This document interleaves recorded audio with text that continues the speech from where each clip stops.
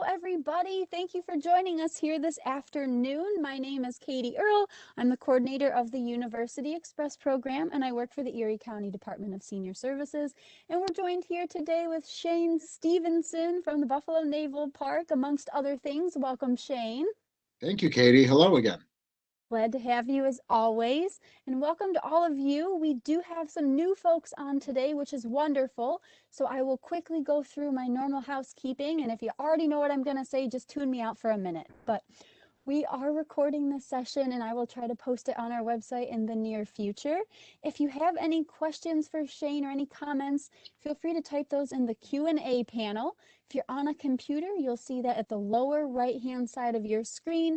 Click on that. You'll see your text box. Send your questions to me. You may have to press send or press enter on your keyboard. That might work as well. And if you're on a tablet or smartphone, touch your screen. That brings up your control panel. Click on that button with 3 dots, and then you'll see your Q&A panel. And also, you are muted and without your video showing, not because you've done anything wrong, just the settings for our program today. All right, so we'd like to thank the sponsors of our program, which is my Department of Senior Services, Blue Cross Blue Shield of Western New York, Excelsior Orthopedics, and Wegmans for all their support. And Senior Services is at 858-8526 if you ever need anything. All right, star of the show today. Shane is the Director of Museum Collections at the Buffalo Naval Park.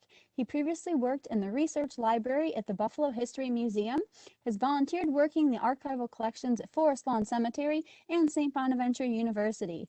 He is the Board Vice President of the Buffalo Presidential Center and owns his own archiving business, Archives in the Buff. I just love that. In addition to the Larkin Company, Shane's first historic picture book is titled Buffalo's East Side Industry. Shane, thanks for being here. Welcome. Hi, Stage is Katie. yours. Yeah, thanks so much. Thanks for that introduction. And love participating in University Express. And I've done it for a few years now, and it's always a joy. And it's always great to have the interaction. So hopefully, as time moves on, we can get back to actually being in front of people and having that interaction. But this is a great alternative during what we've been going through for the past year. So thank you.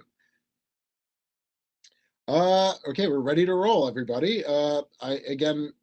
As Katie had mentioned, there are people here, but I just can't see you or hear you. So thanks for being here. If there are questions, as Katie was mentioning, I'd love to engage. And even if there's some form of interruption, I'm always good with that. If someone has an immediate question that they want answered, or if they can't remember a slide from 20 slides ago or something like that. But so feel free to just chime in when you feel comfortable. So yeah, the Larkin Company. So we're going to be talking, it's going to be a whirlwind tour of the Larkin Company, its growth, its decline, and hopefully you'll get a lot of good information. And again, thank you for being here. All right, so, well, I'm starting out with the R.W. Bell Soap Manufacturing Company, and why is that? Well, this kind of gives a little background into the soap making industry in America. It really kind of took off after the Civil War here in America. After 1865, the health industry and doctors are really realizing how cleanliness can aid in health. And so with growth of different technologies, there's a lot of soap manufacturing companies opening up around the country, trying to latch themselves to that cleanliness is healthfulness and themes like that. So the first thing I kind of do very briefly is I just cover there were 3 large soap manufacturers here in Buffalo at the time Larkin was establishing his business. All right, the R.W. Bell Soap Manufacturing Company, if you can believe it, from this sketch, this was right down where Harbor Center is now, the Marriott Hotel, and right across the street. So if you take that RWL warehouse building, that might be where the 716 restaurant is right now. It might not be called 716, but I think maybe they changed their name or something. But that gives you an idea. So it's right on Washington, right at the foot of Washington Street. There was also the Louts brothers. All right, and again, if you can believe this, they were on the parcel that is now Canal Side. If you take a look at this picture in the upper left, you'll see the Buffalo River curving, and there's the lighthouse right there, and you'll see some ships. So this was right at the green parcel that's part of Canalside right now, and kind of where I'm at the Buffalo Naval Park. And there was the Anselm Hoffner Soapworks, right? And they were, oddly enough, already established in what would become the Larkin district, right? So Larkinville today. They were right across the street from where, just south of where the Larkin Company established, got a foothold in 1877 in that parcel along in the hydraulic, what was called the hydraulic neighborhood. So as you can see, there are already three pretty large plants uh, that employed a lot of people. But what made Larkin, the one we always think of, or the gold standard here in Buffalo of soap manufacturing, right? So that's what we'll kind of talk about today. All right, so some of the beginnings, and here you'll see a picture from the book that I had published in 2018 about the Larkin Company. In the upper left is the beginnings of what is now 701 Seneca Street. All right, so that is a collection that really it's now has the M&T Bank sign on it, and Eccles Restaurant is on the uh, eastern side of the building. And that is a collection of 12 disparate buildings. And this was the beginning of it. And not from the same angle, but from a Google map, that kind of gives you the same angle that the historic photograph does. So that was the beginning again in 1877 when they moved to what was called the historic hydraulic neighborhood. But first, they opened up on Chicago Street, right, in 1875. So, but before that, John Larkin, through sister and her husband, he joined the Justice Weller Soap Company at 17 years of age. Right, so that was a company that was started here in Buffalo, and then they eventually moved to Chicago. So he was with them for about 10 years, 12 years. The company made some bad decisions, and John Larkin decided to move out on his own. Right, so he had done everything. He was a salesman, he was a soap maker, so he really intricately knew the soap making business. And he, through again Justice Weller, he met the Hubbards and married Frances, or Frank Hubbard, and also her younger brother Albert. And that was a really fruitful partnership for many years. But in the middle there, you'll see a stylized building, a stylized drawing of the first Larkin factory, which was at, I think, 196 to Chicago Street in the old First Ward. And that was about 3,000 square feet in total. And they only lasted there about 2 years. And then, as I mentioned, he moved to the hydraulic neighborhood. Um, and they began establishing them a footprint there on Seneca Street, and in that at the corner that I showed you. These were two advertisements of their first products, and again, it wasn't like toilet soap or what we'd call like bar soap today. It was laundry soap. All right, so Sweet Home soap there on the left was their first product. Their next product was Boraxine, which was laundry soap that was flaked, and then you could put it in water and then wash that way as well. So one was a bar that you could rub on textiles and clothing. The other could be added to water and it would dissolve and create a soapy mess, so to speak. All right. So again, talking about kind of what established Larkin as the soap company that we know in Buffalo today, that rivaled Sears and Roebuck throughout the country, was the Larkin idea. So here we have John Larkin in the lower right. He's about 31 years old or so, and he has just established his business here in Buffalo. It's about 5 years old at the time. And then in the upper left, there's the Sage of East Aurora, I think he's called, Albert Hubbard. All right, and they developed this Larkin idea, which wasn't a new idea, but they just put a little spin on it of marketing directly to the home. All right, certainly not a new idea because everyone does it today, right? But back then, England, there's companies in England that were doing like mail order businesses, and they kind of latched on to this idea as well, and taking out the money man. I'm sorry, the middleman, all right, of the salesman and things like that. So for about 10 years, they sold soap in very traditional ways. They sold it to wholesalers, directly to dry goods stores, things like that. And they had a pretty large presence. I mean, they had a presence right till about the Rocky Mountains. They were selling all the way west to about the Rockies. All right, but then they come up with this idea. There's different carnations of this idea, but they said, let's move to a combination box.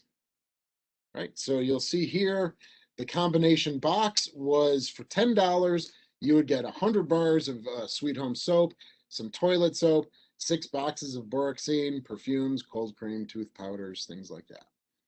And so a family would be able to buy this box, and they would have all these products for a really long time. So that was kind of what reincarnated into a second idea, because once you bought a box like this, you probably didn't need to go back and buy any more product from Larkin for a year or so. So but they were growing. As you can see, in 1889, they sold 91,000 of these boxes. All right, and then they had gimmick. They had like a Christmas box with like a lot of toys in it for kids, and then a mammoth combination box, which would be even larger than this. But they would include like little trinkets, like a handkerchief was kind of the first thing that was included in the combination box. And then they continued to foster and grow this idea. And they said, well, as Darwin Martin says here, we wanted to market it to those who struggle and work and those who count cost. And then very literary, like the millions and the salt of the earth people. So they really wanted to market to the common man and woman. Excuse me. Here's another quote. They would know that knowing that the idea would not appeal so strongly to those that live in mansions who leave to the servants purchasing for the home, they directly marketed to homemakers and housewives.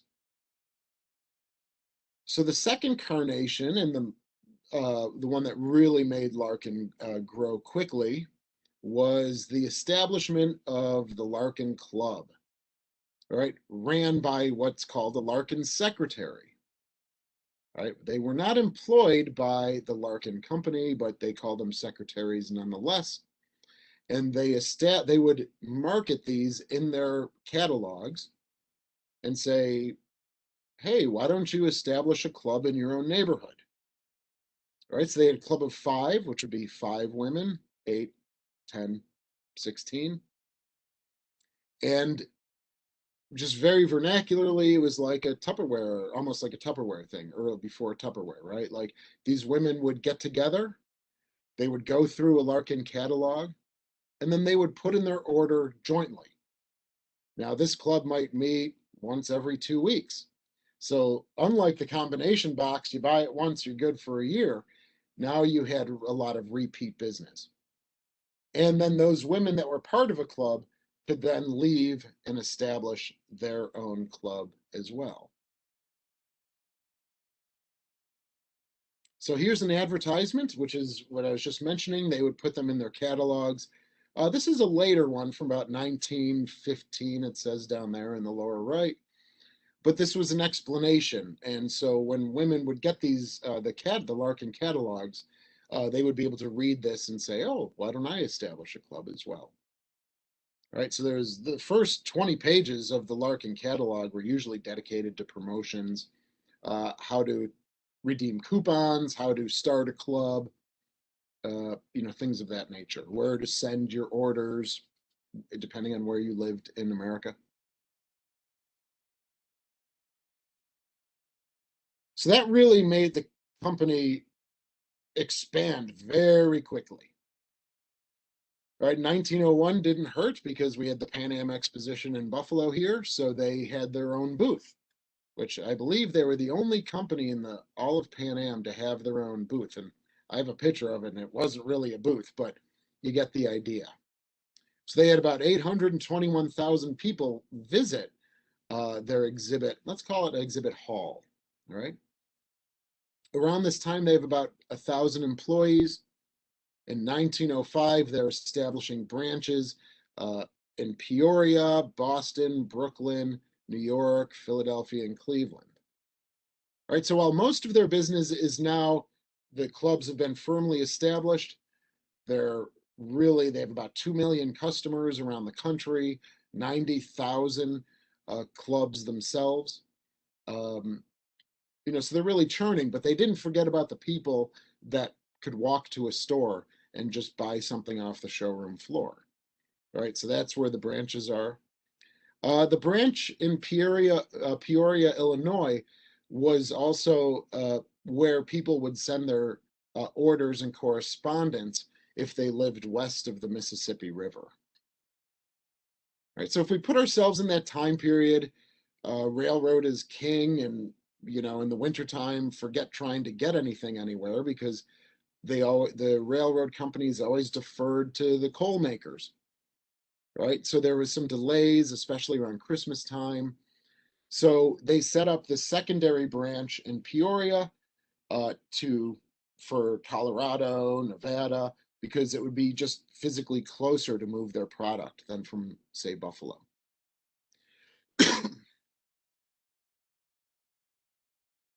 Oh, well, here's a picture of I called it a booth. It's not really a booth, right? So this was the Larkin exhibit hall at the Pan Am. So in the middle, they had the last couple of products, the last soap that would be given to a visitor. And sorry, I have a walkie-talkie. Excuse me, I'm sorry, everybody. I'm gonna go shut that off. Sorry, Katie. Don't worry, Shane. Okay. Uh, so in the middle, they had product that they would give to the visitor.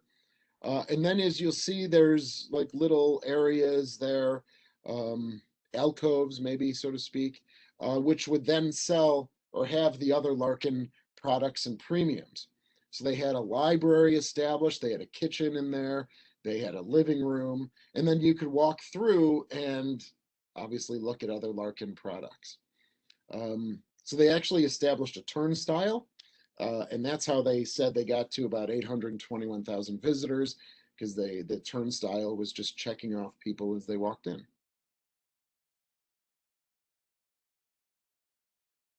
So continuing with their explosive growth, right around the turn of the last 2 centuries ago, they set up a church aid plan. So they were being contacted by churches all over the country saying, hey, do you have product to donate that we could sell? And then the church would then make money. So instead of doing that, they would put together a 10 or 20 or $30 order for the church. The church would purchase that, but then they would be able to sell all of that product at full price. And so that's how they were able to make some money off Larkin products. In 1908, they established the big showroom right where Eccles restaurant is now, at the Seneca, what's now 701 Seneca Street. And that was used for people to purchase things from Buffalo. And it was also part of the tour route. So I'll talk a little bit about that. But they had also established traveling showrooms. They would go to Massachusetts, Indiana, New Hampshire, and so they would have traveling traveling showrooms. And they also got involved heavily in state fairs, which I have a few pictures in the book from like the Kentucky State Fair and things like that. So they would establish things at state fairs at various states. So as you'll see there in the last bullet point, they also opened up the factories to visitors, and they would see roughly about 60,000 visitors a year. because John Larkin was in Chicago at the time of the Great Chicago Fire in 1871, I think, um, he really promoted having a very clean and safe work environment. And certainly the building construction that they constructed all of those buildings, I think roughly about 22 buildings in total, all match the standards of the highest standards of the day in terms of safety, fire resistant, things like that. And the company itself was very proud of that. And so they would market it all over the country to say, hey, come to Buffalo, visit go see Niagara Falls, visit Larkin. Uh, and certainly well after the Larkin administration building was established, that what was so-called Temple to Labor. All right, and that was becoming well known throughout the whole country, and people wanted to see that administration building. One of the more famous couples to come through on the tour was King Albert and Queen Elizabeth from Belgium. Right now, there's John Larkin, the most demure man in the photograph there, right to King Albert's left. And Queen Elizabeth is behind them with the flower wreath on her head and the white dress. So why would King Albert and Queen Elizabeth come to Buffalo and tour the factories? Well, this was in 1919, right after World War I, and uh, Belgium was pretty devastated. And so he came to America to learn about manufactory practices here in America. And he visited Buffalo to tour the Larkin factories. I believe he visited Phoenix, which I don't know much about at that time period, especially, and then Los Angeles. So those were the three areas that he went to learn best practices about uh,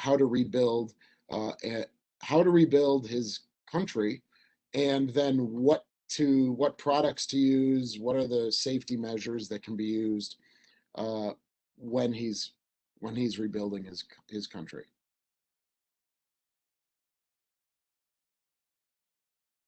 So in about 1896, he had about 150 employees uh, in Buffalo. 1901, you could see just 5 years later, it's growing exponentially from the new club Larkin idea of establishing clubs that's creating a larger customer base. 1907, they have about 2,500 employees.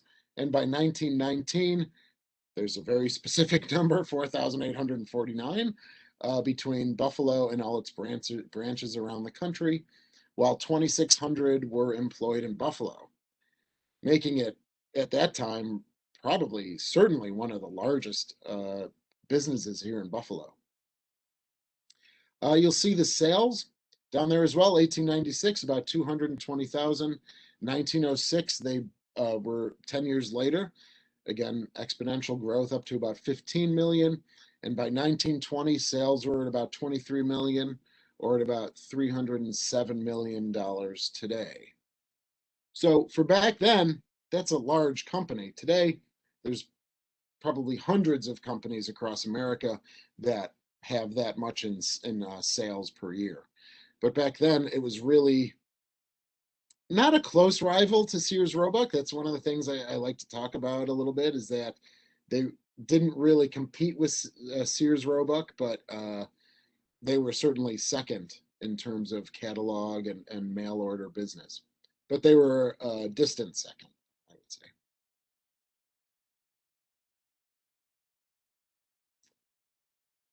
Social welfare. I actually do another PowerPoint presentation on the social welfare, but the explosive growth of the company led to the creation of social welfare programs for Larkin employees. And this was really due to the fact that the there were so many immigrants, female immigrants coming, and they were all speaking different languages, and so cliques started to form at the company, and the administration, John Larkin, uh, Darwin Martin, William Heath, they didn't like what they were seeing in terms of these cliques developing, and so they wanted to do things to create a more inclusive workplace. As I mentioned, I have a different PowerPoint that I give on this, but the social welfare was broken into four different areas: financial, educational, health, and leisure. And for the financial, they gave life and death benefits, and they even had a home loan program that you would purchase your house with a loan from the Larkin Company. Educational, they had a very active branch of the YWCA and of the Buffalo Library System, and they even had a school to teach immigrants, like homemaking, like home ec, but also American themes and how to ingratiate yourself into the American culture. For the health, they established a pretty strong doctor, nurse, and dentist system where they did separate it out. So the factory workers had their own nurse, and the office workers that were in the Larkin administration building had their own doctor and nurse system. So they were separate.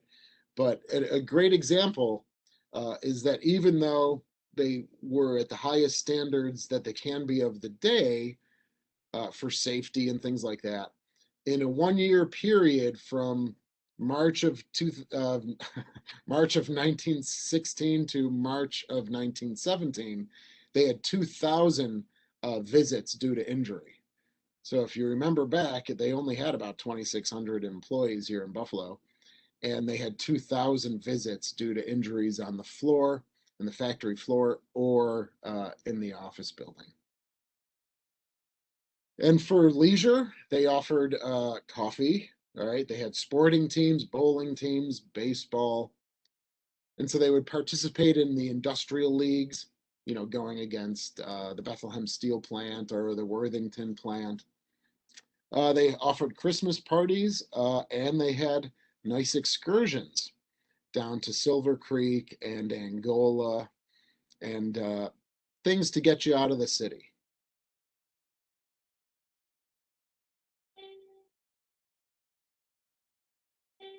Oh boy. All right, so 1920 is what we'll call the high water mark for the company. All right, as I mentioned, they have 4,900 employees, about 23 million in sales. That's about 307 million today, and about 2 million customers around the country. All right, they have a total of 2.1 million square feet in Buffalo, and they're offering a very wide-ranging products and premiums. And they have 30 subsidiary companies as well that are producing products for the Larkin Company. One of the most well-known subsidiary companies was the Buffalo Pottery. So they kind of seeded the Buffalo Pottery. They brought in people from Trenton, New Jersey to establish the company. And there are a few companies like that around Buffalo that got their start here because they were producing products for Larkin. The Barkalow Manufacturing Company, which eventually created the Barco Lounger. The FN Burt Box Company was another one, and they were right down the street on Seneca Street from Larkin. So they seeded a lot of other companies here in Buffalo.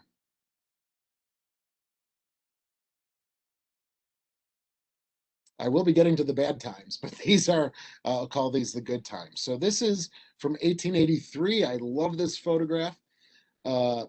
It shows this is their employees, Larkin employees in 1883. So you'll see that by 1886, they were at 150. So this was the kind of the beginning stage here.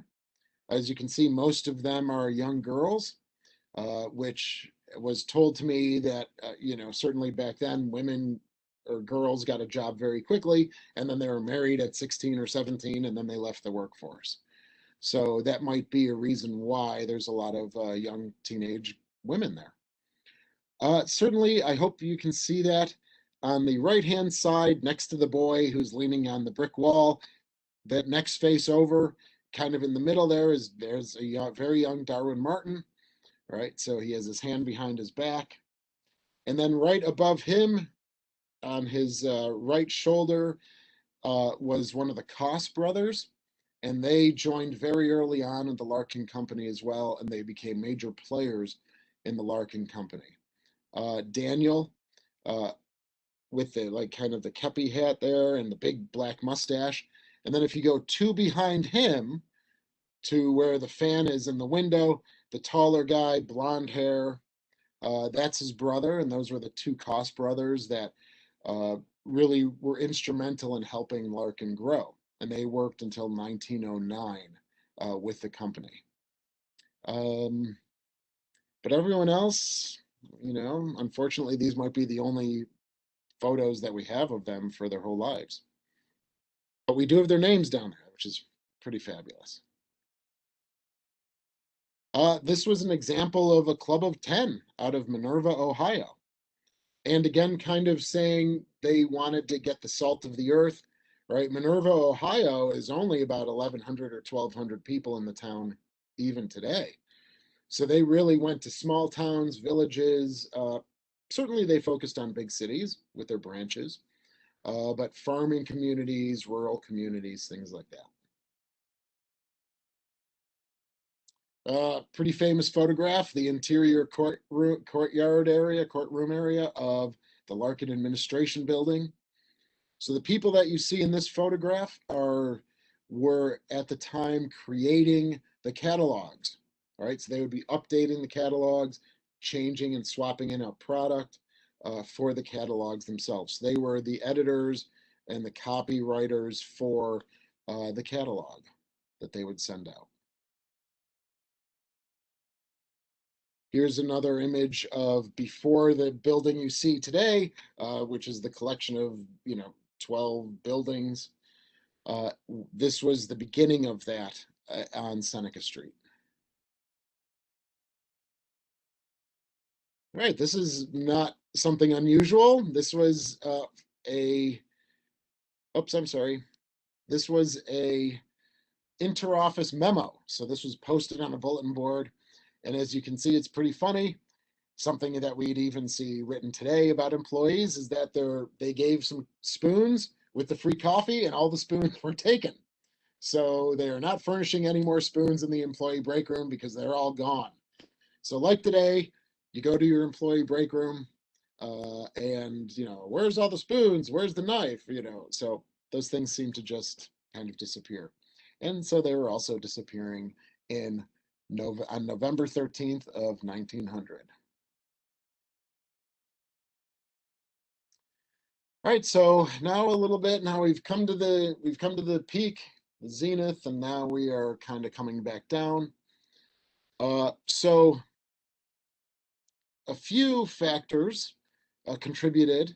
Howard Stanger, who's a professor at Canisius College, has written extensively about this, and I took a lot of information from his journal articles and his research and things like that. So certainly when a company like the Larkin Company begins to downsize and eventually close, there's internal and external factors that help in causing that decline.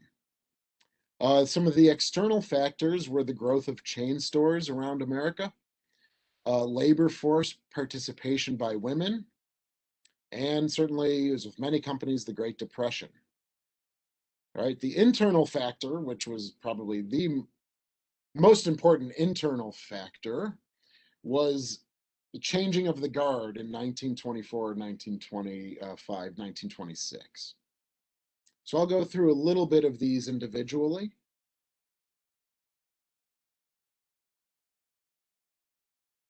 So unlike the Sears Roebuck Company that noticed there was a change in American society with the growth of the automobile, the Larkin Company wasn't as quick to notice this seed change. So the rise of automobiles gave the consumer the ability to go to the store directly, which at that time was a pretty exciting and new prospect for shopping, right? Cataloging and mail order cataloging was becoming passe. why bother waiting for 2 weeks or 3 weeks to get a product when you can just go down the street and get it yourself and have it for dinner or whatever, whatever you need. So again, with Sears Roebuck, they started establishing stores all over the country, where the Larkin just relied still on this model of going directly to the housewife with the clubs and the secretaries and doing a mail order business. It also created, the automobile created small suburban communities where new stores can slide in, right? So not only could they go to the stores, but there was more variety of stores that were growing, all right? And in addition to having new stores growing, you also had national branding for the first time. So all of a sudden, like Nabisco was known all over the country. General Mills was known all over the country. So you have these businesses that may have been regional at one time that are now becoming national. And with becoming national comes the money and the ability to saturate a market. So these things, the Larkin Company didn't really recognize until it was too late. In addition, uh, certainly around that time, the 1910s, you have World War I, and like in World War II, women are participating in the labor force now. And so they now want to become more than just being a housewife. And they certainly, with getting the right to vote, was one of those monumental things for them as well, becoming more accepted in American society as full citizens, right? And so they didn't want to just sit at home and order stuff for their kids and their husbands, right? They wanted to be more than that. So again, the clubs began turning away, and uh, again, the Larkin Company didn't recognize that right away. So as you'll see, in 1920, they had about 90,000 secretaries. 2 years later, they'd fallen to 70,000. And then by the time 1929 comes around, they've lost 9/10 of their customer base that would drive sales and products.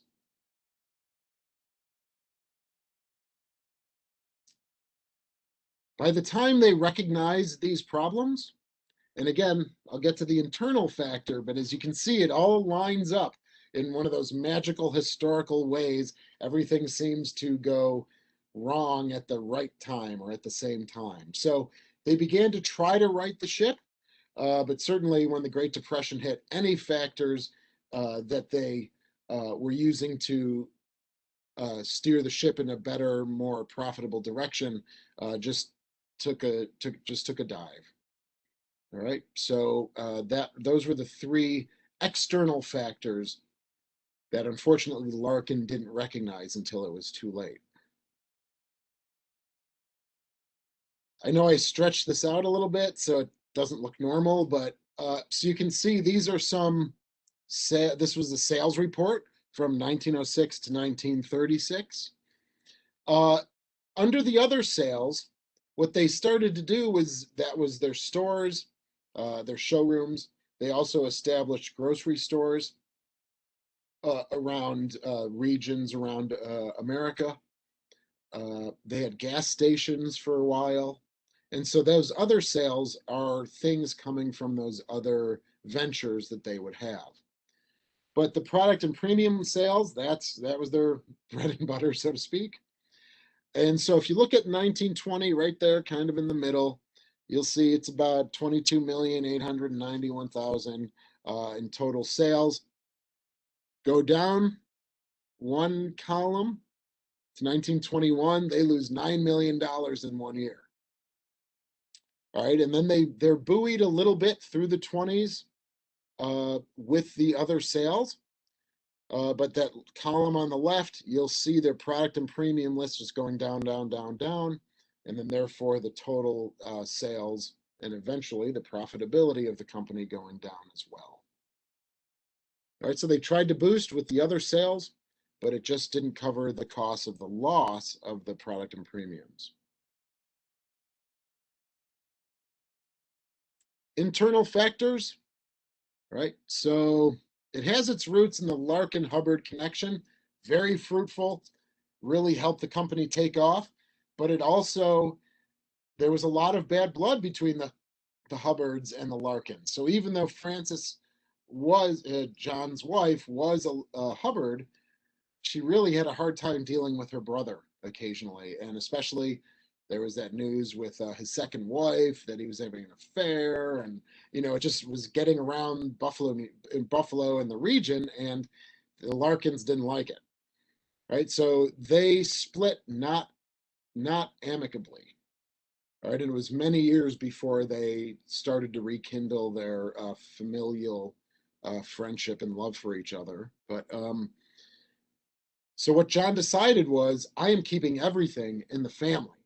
And when he says family, he means family. He means his children, people who marry his siblings or his kids, his daughters. And so that created this insularity where he didn't bring in uh, outside people and new ideas and things like that. So you'll see, I have a picture of the executive group.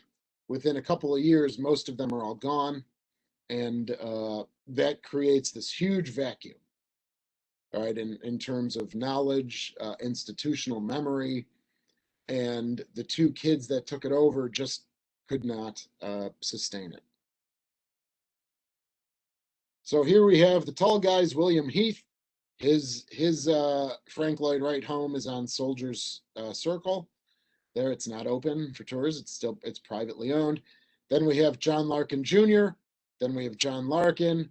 Then we have a much later picture of Darwin Martin. Harold Esty is there, and then Walter Robb. So the two young bucks there on the right-hand side married John Larkin's daughters. Certainly Darwin Martin was brought on the company when he was 13 years old. And so William Heath leaves in disgust. He can't handle the new management. He leaves. Darwin Martin leaves. John Larkin passes away. And so you have John Larkin Jr. Even Harold Esty leaves. All right. So he dies very young, only a couple of years after this photograph is taken.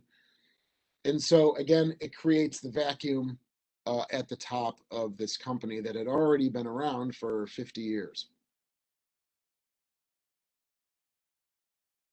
So the new management group is led by John Larkin Jr., as I showed. He's in the photo I just showed, and Harry as well. But they didn't have the knowledge of the company, the firmness, or inherent understanding to be able to run the business successfully.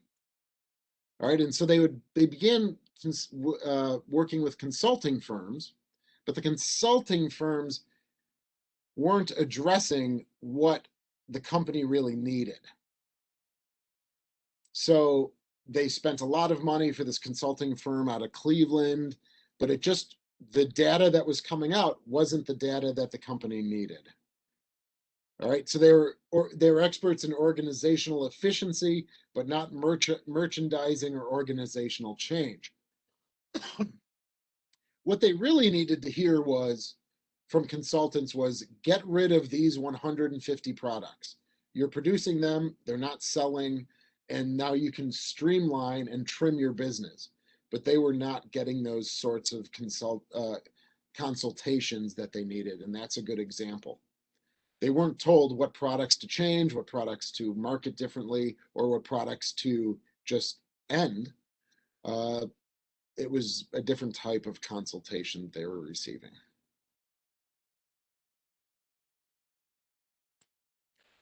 Oh, it's a sad thing. Of course, obviously, the not having the Larkin administration building here shows you how devastated the Larkin Company was at the end. To not be able to preserve that building that was well known throughout the world at the time. But they stopped producing soap in 1939, and they stopped all remaining manufacturing in 1941. Which is too bad too, because that's at the start of World War II. They could have gotten a great boost, like many companies around the company did, by producing material for their war effort. again, one of those historical timings that when you look back in hindsight, it just works in its own way.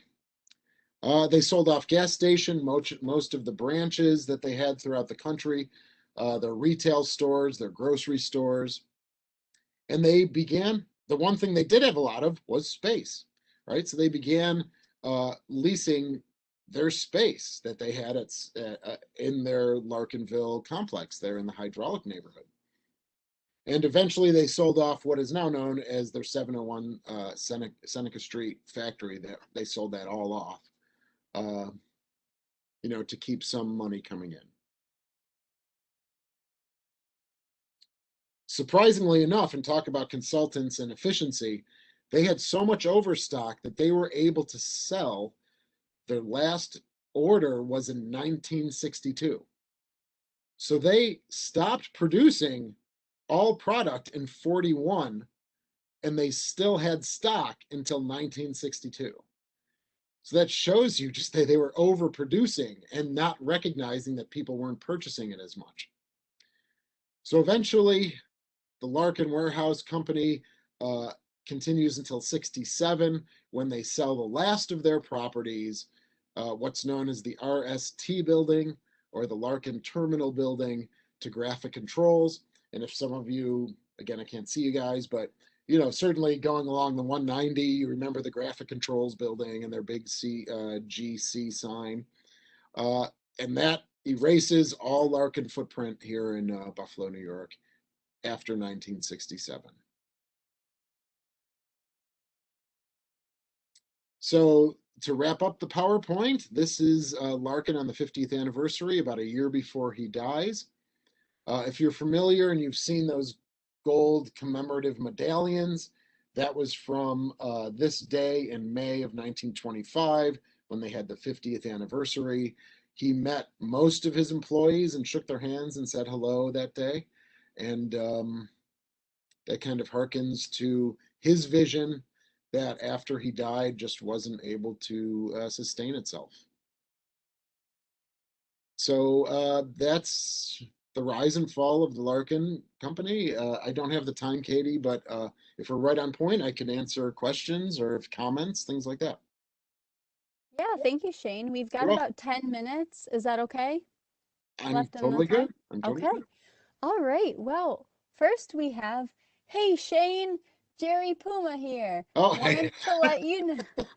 Jerry wants to let you know that a major exhibition about the Larkin Administration Building will open in September at the Wrightwood 659 Gallery in Chicago.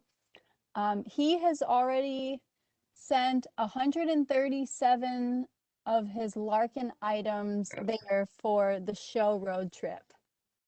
Jerry Puma is, uh, and I don't want to speak for him, but I don't know if he can speak for himself. But Jerry is an honorary Larkin family member, right? So I met him during the research. His home is like a museum, and he brings people, much to the potentially the chagrin of his wife, that he brings people around and they can look around his spaces at things. So Jerry was instrumental in establishing the Larkin Gallery that's on the first floor of 701 Seneca Street, along with Sharon. Do it again. This is the second time I'm doing this. Um, Sharon Osgood, I think. Yep, Sharon Osgood. I'm sorry. Sometimes I say Osborne because there is a Sharon Osborne out, right? Ozzy's wife or something. But Sharon Osgood. So again, apologies to her. I can never keep her last name right. But so those two are really instrumental in establishing the Larkin Gallery that you could go visit on the first floor of the 701 Seneca building. So thank you, Jerry. I didn't know that. That's fabulous. I would love to get there and see it. I mean, what a temple, again, called the Temple of Labor. People in Europe were just amazed at the architecture and what it did and how it created what the Larkins wanted as this harmonious um, place of work for the workers, but the building represented that harmony. It was an astounding building, I'm sure. Thank you, Jerry. Yeah, and thank you, Shane. The next question is, where in Buffalo was the Larkin exhibition store located? Is that the showroom? So I that would, think so. They came about through when you're talking about Pan Am. oh, okay. So the the exhibition hall was on the grounds of the Pan Am Exposition. I believe it was on the east side, east side of, so if you've seen the map where they lay out from a bird's eye view, I believe, I don't know offhand, but I believe it was on the right-hand side of the whole exhibition. But I can't be more specific than that. I'm sorry. That's okay. Thank you. You're welcome. Next question is, where did the majority of the production take place? Was that in Buffalo?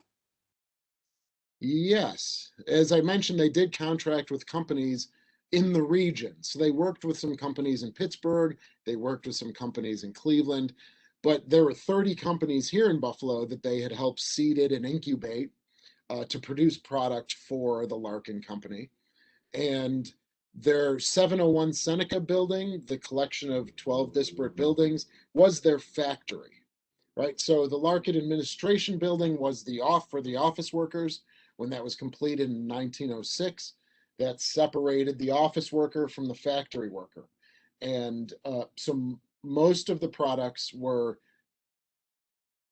being manufactured in the 701 Seneca building, while the RST building, what is now the Larkin Exchange, was the shipping building for the Larkin Company.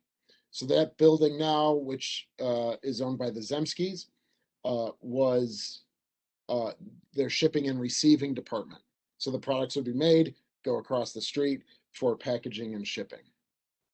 Now in the book, the last few pages I actually have, and it was from the Larkin Gallery on the first floor there that I was mentioning a few minutes ago.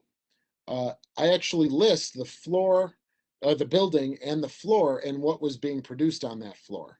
So that gives you, especially for workers that are there now, they could locate what building they were in based on an alphabetical lettering system, and then find the floor, and then they would be able to see what product was being made where their current office is now. So that's a pretty, so I do that for the Larkin Administration Building, what was on each floor and where, and then also the 701 Seneca building as well. Oh, that's really neat. I'm just seeing one more question now, so if you have any questions, folks, type them in. But this one is, do you think the management team would have been receptive to scaling back on products had that been mentioned to them? That brings in a lot of factors. That brings in the personalities of John Jr. and Harry. I don't know. I think it would have been they would have been very proud of what their father established, and maybe they wouldn't have even agreed to cut production lines on certain products. I'd like to think so. I don't have any evidence, or in my research, I never came across anything like that. But if I can guesstimate, so to speak, I would say that yes, they probably would have downsized if they're paying someone to give them that information, or a company to give them that information. And I'd like to think that they would have listened to them, but without bringing in new ideas into the management team, people from the outside, maybe they could have gotten someone from New York City that had dealt with this in New York City or something, right? But to bring in a fresh idea or a new perspective or a new way of looking at something, I don't know. It might have been so, pardon me, it might have been so insular that they may not have taken those recommendations. Sorry, it's a 50-50, I guess. That's okay. It's tough to answer that type of question. Uh, this next question is, where can we get your book, Shane? Okay, yes, certainly they are on Amazon. They are at Barnes and Noble. Sometimes you go to Walgreens and you'll see those Images of America series on like the end cap stands and stuff. But I've always seen my other book, the Buffalo's East Side Industry book. I've never really seen the Larkin at a Walgreens. So I'm gonna have to talk to them, I think, maybe about that. But certainly the two biggest places are at Amazon and Barnes and Noble. Um, yeah, COVID really, I was going out and setting up tables and things like that. Certainly, I was at the Broadway Market during Easter time for a few years in a row, and that was always a great way of interfacing with people. And then, yeah, I can sign the book. But I haven't been able to do that since 2020 happened. So those are the two best places. Hopefully, I can start getting out there again, and then you can come meet me and have a chat about Larkin. But I would say that those are the best places right now. Okay, thank you. And Yeah. then this last question just came Yeah. through, and then I'll let you go. And it said, did Larkin's daughters have anything to do with the business? Again, my research has shown no, they were not really involved. Um, he established Larkland, right? So that's and now the John Jr. house is the one that's remaining and is preserved, kind of. But he had that whole block: Windsor, uh, Lincoln, Rumsey, Forest Avenue, and so he built all these, I think, 5 homes for his family. And as mentioned, Walter Robb and Harold Estey married his daughters, but I don't think they had a hand in the day-to-day business, and neither did really Frances, John Senior's wife. So no, but they had about 66% of their workforce was female. So he could say he was kind of a trailblazer in that way, which then leads to, well, then why didn't you recognize that throughout the country, women wanted to go into the workforce, starting in 1918, 1919, 1920, right? So they're employing a lot of women. They're giving them, schooling and home ec classes, camaraderie. But then they couldn't recognize that, oh, around the country, women want to go into the workforce and, things like that. So, but to my research, I had not seen that their involvement was any more than that. Okay, thanks, Shane. You brought up a lot of interesting points. So Okay. many things to wonder. All right, I'm just seeing a bunch of thank yous. Thank you for your presentation. Yeah. Always love hearing you talk. Okay. Thank you for your time today. So, Shane, thank you. You're very welcome, Katie, and thanks to University Express again, and thanks to everyone who participated, and thanks for spending an hour with us today. Absolutely, and right on time. So, Shane, I'll connect with you offline. Everybody that's on, enjoy the rest of your day, and we'll talk with you later. Bye.